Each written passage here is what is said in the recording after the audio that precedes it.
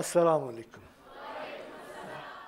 দুর্ব্যবহারের যে জবাব দেওয়া, এটারও প্রয়োজন নয়। আমরা তো জানি সে একটা খুব বিখ্যাত ঘটনা। হযরত আবু বকর এবং রাসূলুল্লাহ সাল্লাল্লাহু আলাইহি ওয়াসাল্লাম বসেছিলেন। এর মধ্যে এক লোক এসে আবু বকরকে গালিগালাজ করতে শুরু করলো। আবু বকর কিছুই বলছিল না, চুপচাপ ছিলেন এবং সে বকাবকি করছে, নবীজি মিটি হাসছেন। তো কিছুক্ষণ পরে হযরত আবু বকরের মেজাজ খারাপ। উনি বকার জবাব দেওয়া শুরু করলেন। যেই জবাব দেওয়া শুরু করলেন, নবীজি সাল্লাল্লাহু আলাইহি ওয়াসাল্লাম ওখান থেকে উঠে হাঁটা শুরু করলেন। তো নবীজি হাঁটছেন, আবু বকর তো আর বসে থাকতে পারে না, তারা উঠলেন।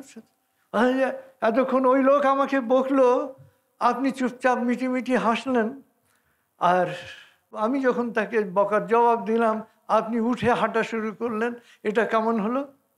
তিনি বলেন যে দেখো, ওই লোক যখন বকছিল এবং তুমি চুপচাপ ছিলে, তখন একজন ফেরেশতা তোমার পক্ষ হয়ে ওই লোককে জবাব দিচ্ছিল। তুমি যখন জবাব দেওয়া শুরু করলে ফেরেশতা উঠে চলে গেল, আর যেখান থেকে ফেরেশতা চলে যায় ওখানে আমি থাকি কিভাবে বলো?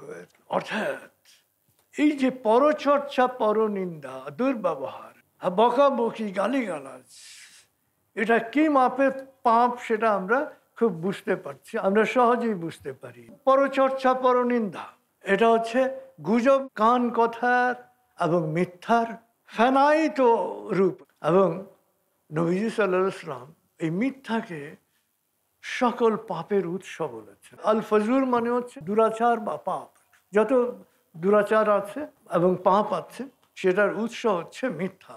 আসলে আমরা যদি এই ক্ষেত্রে কোরআনের নির্দেশ দেখি, যে সূরা বাকারার 42 নম্বর আয়াতে পরিষ্কার বলা হয়েছে যে তোমরা সত্যকে মিথ্যার সাথে মিশিও না এবং জেনে শুনে সত্য গোপন করো না। সূরা শুআরার 221 থেকে 223 আয়াতে খুব পরিষ্কারভাবে বলা হয়েছে, হে মানুষ, তোমাদের কি আমি জানাবো শয়তান কাদের উপর সওয়ার হয়? শয়তান সওয়ার হয় ঘোর মিথ্যাবাদী ও দুরাচারীর ওপর, আর যারা কান কথা শোনে এবং কান কথা ছড়ায়। কান কথা শোনা এবং কান কথা ছড়ায় এবং এদের অধিকাংশই মিথ্যাচারী।